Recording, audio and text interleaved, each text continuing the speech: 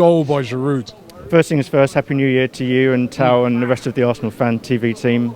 Thank you for putting up with my deluded nonsense for the last 12 months, and here's to more of the same in 2017.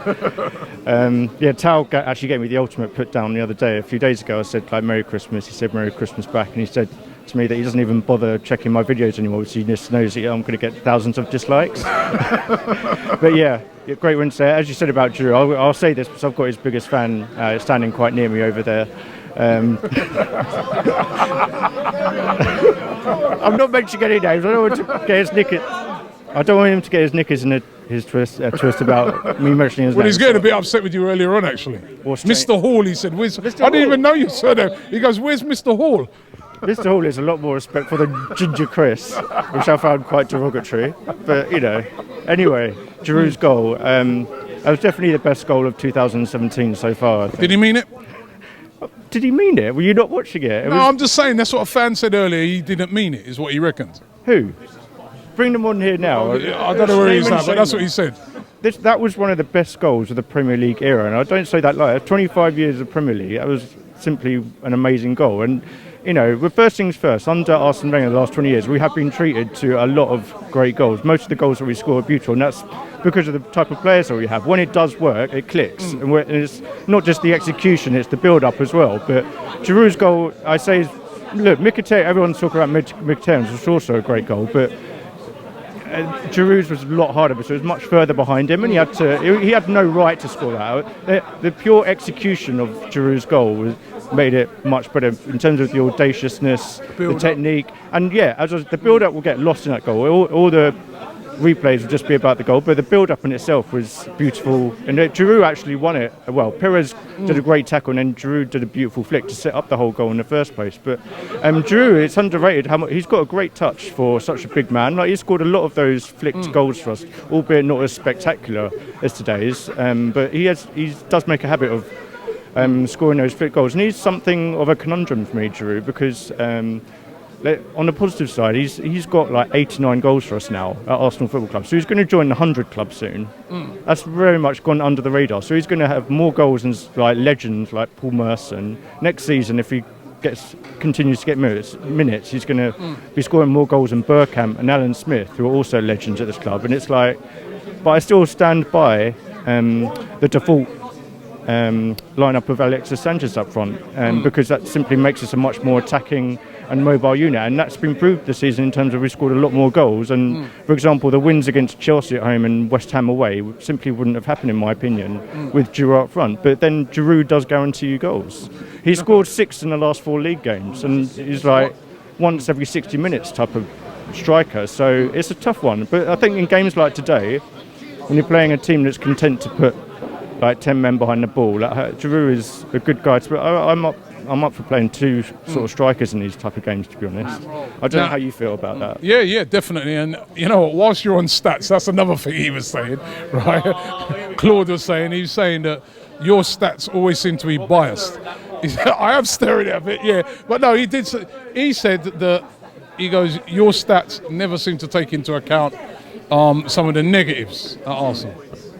Fine, well, that's his opinion. I give numbers because I feel it gives greater weight to my argument. And it's like, I obviously get emotional, but I'll try and put forward to you an honest opinion that's backed up by evidence. And so, everyone has a different way of displaying their opinions, and that's just mine, because I come from a legal and mathematical background, and maybe that. But anyway, what I say is irrelevant. But I think it's poignant at this moment in time, because we're exactly halfway through the season, to assess where we are. And I'm going to get a lot of hate for this, and as usual. But we're having a very good season, and we're progressing. And we're playing better football, and that's not just my opinion. That's backed up by, we've got 40 points after 19 games. Okay, forget all the stats for a minute. Where can we end? It's a league table. Yeah. Where can we end up this season? It's a new year, New Year's Day today. What can Arsenal achieve, do you think, this season? I don't know, I'm not Nostradamus, otherwise I'd put money on it. But look, we have to appreciate that we're in a very competitive league. This isn't as easy as it was like 10 years ago when it was just us and Man United. And I would honestly give an opinion then as to where we could be. But it's just so unpredictable, this Premier League season. And the reason I say we had a very good season is, apart from that 1 week blip, we have been excellent in my opinion. We're playing better football and we've scored more goals. We've found the solution up front in terms of centre forward, got a better goal difference, got more points at this stage of the season than in the last 6 years. And, you know, I just think we're made to look bad, and everyone's a bit doom and gloom because of the form of our rivals, and that is something that we can't control. I think like the last 3 or 4 game weeks in the Premier League, every single rival has been winning, bar Liverpool, Man City yesterday, which obviously one team has to drop points, but that won't last forever. And you know, every single team, and the big 6 are dominating the league, right? But every one of those 6 has had their moments this season where it's been difficult for them, and that will continue for the rest of the season as well. And you know, we're currently in the midst of a nice run of fixtures. I think any of the big 6 can go on like a long unbeaten run where it's like, you know, 10 wins in a row, or you know, 20 unbeaten, and but it's probably ultimately going to be the games against each other that decide this league, which they're all very consistent at the moment against teams outside the top 6. So we're going to have to win. We're going to have some big wins away from home. We're going to catch up in the league. And there's so much pressure on us at the moment in terms of winning these. Everyone's saying, oh, we must win these 6 games before Chelsea away, but that's no easy task, especially with the way the scheduling is at the moment. We're playing, well, I don't want to have a rant about it, but the scheduling is absolutely outrageous as far as I'm concerned. We're playing twice in 48 hours before Chelsea play a game.